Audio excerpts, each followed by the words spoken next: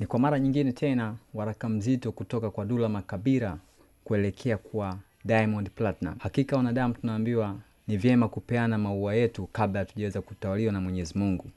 Leo hii Dula Makabila ameweza kuonyesha hisia zake za wazi kuelekea kwa msanii Diamond Platinum baada ya kueleza kupata mwaliko wa pekee katika birthday party ya Mama Dangote, ambapo binafsi hakutarajia kama kingetokea kitu kama hicho, ila kutokana na neema na upendo mkubwa alijikuta amepewa surprise ya kuweza kuwa mshiriki katika birthday party hiyo. Kwake binafsi hakikuwa kitu cha kawaida, alichukulia katika hali ya uzito mkubwa na kuona amethaminiwa kwa namna ya pekee. Dula Makabila hakuishia hapo tu, alijaribu kueleza kwa hisia kubwa zaidi. Kuna wakati fulani alipitia wakati mgumu katika maisha yake ya kila siku, ambapo ilifika hatua aliweza kutolewa vyombo vyake mahali alipokuwa anaishi baada ya kodi yake kufikia mwisho.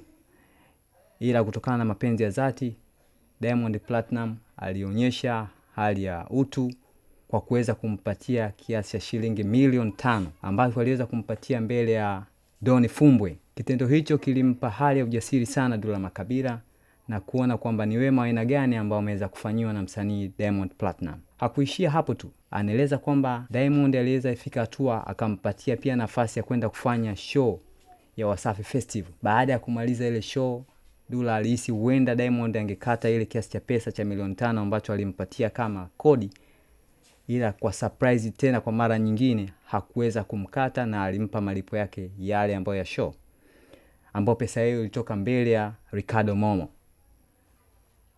Anaeleza wazi anakumbuka pia kuna jambo la pekee sana ambalo alifanya Diamond Platinum katika sehemu ya maisha yake. Kipindi anamuoa mke wake wa kwanza Rahima. Ilipofika tarehe ya sherehe, Diamond Platinum alikubali kugharamia kila kitu vinavyohusiana na harusi ile, ambapo alisimamia show ya ukumbi, mapambo, chakula, mziki pamoja na vinywaji. Hakuishia hapo pia. Anaeleza pia ilifika hatua kwamba alikuwa na zoezi lake la kushuti video na Tonight Flavor ambao ilifanyika nje ya Dar es Salaam. Kutokana na thamani ya pekee ambayo alionyesha kwa Dula Makabila, alistopisha zoezi lile la kushuti na kwenda kushiriki pamoja katika sherehe ile. Dula alieleza kwamba anatumia fursa hii kuhakikisha ni kwa namna ipi anaweza kuwaeleza Watanzania jinsi Diamond Platinum alivyokuwa na roho safi na ya utu kwa watu kama tofauti wanavyoweza kumchukulia.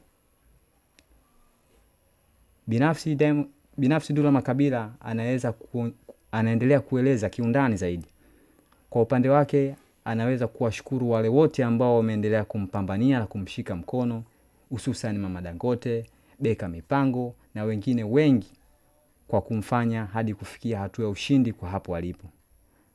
Kiukweli anaeleza kwamba watu wengi tunakosea, na ili tujifunze ni lazima tukosee.